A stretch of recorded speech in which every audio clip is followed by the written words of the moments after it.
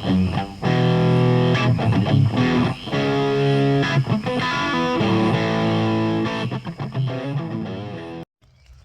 YouTube, welcome back to the channel. Just Rockatansky at the Rockatansky Rod Shop. This morning we're on a topic, traditional hot rods. I know there's so many different definitions of traditional hot rods versus period correct hot rods versus throw together junk. You know, you get 10 guys together and ask them, you're going to get 15 different definitions. But let's simplify it for a minute. Okay, built to an era is circa 1950s. You find the right car and you find all period correct parts and you build it to a specific era. A traditional hot rod is just it's a gutted out hot rod, built to go fast and built cheap. That's my opinion of it. And I want to show you guys a traditional hot rod that found its way to the Field of Dreams.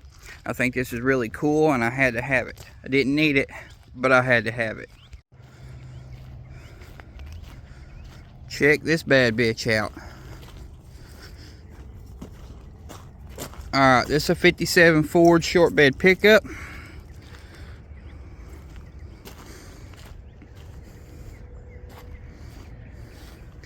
It's not the prettiest one I've ever seen, but boy is it the coolest one I've ever seen.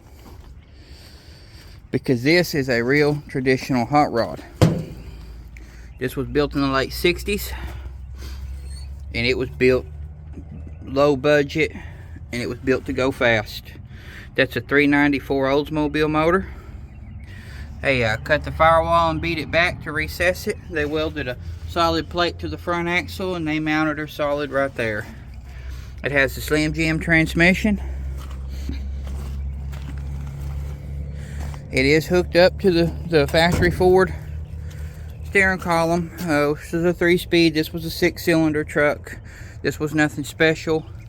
This was a base model 57 Ford. Yeah, it's a little rusty and it's a little crusty, but man, this thing is cool. This just has a cool factor that if you had all the parts sitting here today and you put them together, you still wouldn't accomplish this.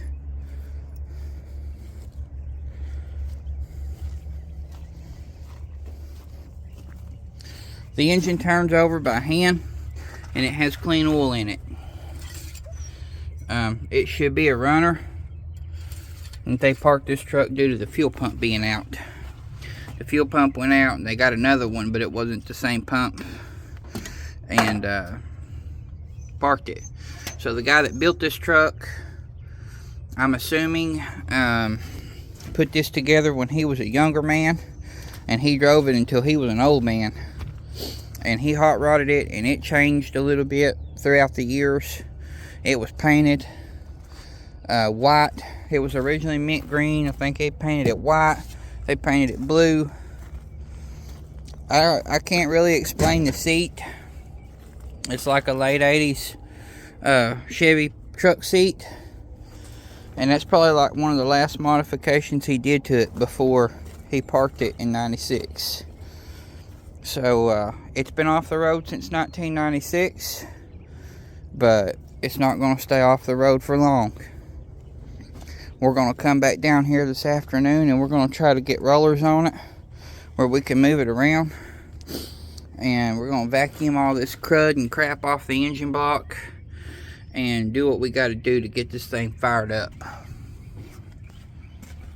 Alright, so y'all can let me know in the comment section what you think about it and whether you would say it's like a traditional hot rod or I don't like the term rat rod.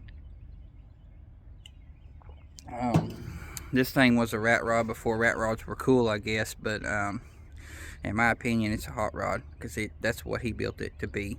He built a 57 Ford hot rod. He stuck an early 60s 394 in it and it was his hot rod, and it changed, like I said, it changed periodically throughout the years. It didn't stay the same. It didn't look the same from year to year. but it kept the same running gear, and apparently it did pretty good around the town I got it from. There's a little bit of talk about it. So how I acquired this truck was kind of cool, because I found this truck in a Facebook post. A guy named Curtis found these trucks in the field, which he knew about them forever. I guess he grew up around there, and he remembers seeing this truck actually on the road back in the day. But he found these trucks in the field, and he bought a couple from that place, and this one was sitting there, and I messaged him about it, and he said, well, I'll talk to the owner about it for you. And he did, and I guess him and the owner talked about a price, $1,000, because that was my offer to Curtis. And Curtis messaged me, and he's like, I think he'll take $1,000 for it. We switched information, and I got a hold of the guy that had it, and he wouldn't come off of $1,500. So I couldn't really make a deal for it. As bad as I wanted it, I couldn't do $1,500. So we talked about it back and forth, and he's like, well, come up here and look at it. And I'm like, well, dude, you're 3 hours from me, and I can't just drive up there if you're not going to come off of $1,500, because there's no way I can come up with $1,500. I could give you $1,000 for it. At the end of the day, that's all I can do. And he's like, well, I can't go less than 15. Well, then he messaged me back a little bit later, and he's like, man, I can do 1,400, or it's going to the crusher. And I'm like, dude, you got to do what you got to do, because I can't do over $1,000. You know, we've talked about it. So I forgot about it. I didn't think about it anymore. One day Curtis hit me up, and he's like, hey, did you ever go look at that 57? And I was like, no, because this is what happened. I explained to him the situation. I'm like, the guy wouldn't come off of $1,500. I couldn't come up with $1,500. I wouldn't come up with $1,500 for it. And I wouldn't do it. And Curtis was like, well, what if I get it? And I'm like, well, that would be awesome. If you get that, I'll definitely give you $1,000 for it. So Curtis was kind enough, go over there, pay the guy, get the truck loaded, take the truck to his place, and let me come get it for $1,000. So thank you, Curtis. I appreciate that. It's greatly appreciated, and this truck will definitely be put back together, because at the end of the day, that's all we want to see. We want to see it back going, and that's what Curtis wanted to see. He's seen the truck run around when he was a kid, and he wanted to see it back on the road. So there's still good people out there. Like I said, shout out to you, Curtis. Thank you. And if you guys are looking forward to this, ring that notification bell, hit that like button, subscribe to the channel if you haven't already, and we'll see you back here next time. Thanks for watching, everyone.